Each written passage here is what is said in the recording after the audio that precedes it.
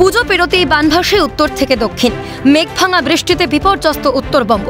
সেই আবহেই দক্ষিণবঙ্গের ঘাটালের বিস্তীর্ণ এলাকা বন্যা পরিস্থিতির সম্মুখীন। গত 3 মাসে একাধিকবার বন্যা পরিস্থিতি তৈরি হয়েছে ঘাটাল পুরো এলাকা সহ পঞ্চায়েত এলাকাগুলিতে। পুজোর পরেই টানা বৃষ্টি ও ডিভিসির ছাড়া জলে প্লাবিত হয় ঘাটাল পুরো এলাকার 12টি ওয়ার্ড ও ঘাটাল ব্লকের প্রায় 10টি গ্রাম পঞ্চায়েত এলাকা। এই টানা জল যন্ত্রণার মাঝে সরকারি পরিষেবা না পাওয়া নিয়ে ঘাটালবাসীদের মধ্যে ক্ষোভের বাতাবরণ তৈরি হয়েছে।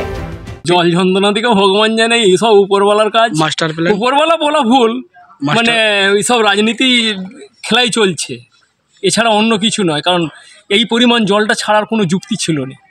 হ্যাঁ, যখন তখন বন্যা, ইচ্ছা কি মানে ওরা ইচ্ছা ভাবলেই বন্যা। কি চাইছেন আপনারা ঘাটালবাসীরা? ঘাটালবাসীরা মানে যেন ধিৎকার এসে যাচ্ছে, যেন বাড়ির মধ্যে আর না থাকতে চাই, আমরা যেন বাইরে কোথাও চলে যাই। প্রায় 3 মাস ধরে, প্রায় 3 মাস, নিয়ার অ্যাবাউট 3 মাস ধরে আমরা এই জলে বন্দি। এই রাস্তার জল এই বছর মানে বলার কথা নয়। গত বছর আমরা ওরা রাস্তায় ও একতলার উপরে 2 ফুট 2.5 ফুট জল, 1.5 ফুট 2 ফুট নয়, 1.5 ফুট 2 ফুট জল।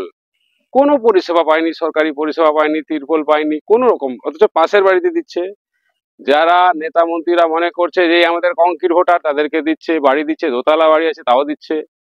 আর আমাদের কি বলবো, বাপের জায়গায় ঘর করেছি, কিন্তু ঘর করলে কি হবে, যে 5 ভাই মিলে 4টে রুম। যদিও জলবন্দি ঘাটাল ধীরে ধীরে ফিরছে স্বাভাবিক ছন্দে। মহকুমা প্রশাসনের তরফে বিভিন্ন এলাকায় দুর্গত মানুষদের দুপুরে রান্না করা খাবারের ব্যবস্থা করা হয়েছে। পাশাপাশি দুর্ভোগের সময় সরকার সর্বতোভাবে সাধারণ মানুষের পাশে আছে বলেই জানান মহকুমা শাসক। আজকে আমরা এখন রান্না করা খাবার বিতরণ করছি ঘাটাল পৌরসভার বিভিন্ন এলাকাতে। এছাড়া বিডিও সাহেব রান্না করিয়েছে চন্দ্রকোনা 1 এবং ঘাটাল সেটা ব্লকের এলাকাতে গেছে। আমরা সকালে আজকে ত্রিপল তুলে দিয়েছি চেয়ারম্যানের হাতে 1000 এবং ঘাটাল ব্লকে 1000, তার সঙ্গে 2 MT করে চাল দিয়েছি ব্লকে এবং মিউনিসিপ্যালিটিতে। এছাড়া চন্দ্রকোনা 1 ব্লকেও আমরা ত্রিপল দিয়েছি 500। তো বন্যা প্লাবিত এলাকায় মানুষের কাছে আমরা পৌঁছানোর চেষ্টা করছি। যতবার বন্যা এসছে ততবারই আমরা ত্রাণ শিবির খুলেছি এবং আহার এবং বিভিন্ন দ্রব্য যেমন চাল, ত্রিপল সব জায়গায় দিয়েছি। জেলা শাসক মহাশয় আমাদেরকে দিয়েছেন এগুলো।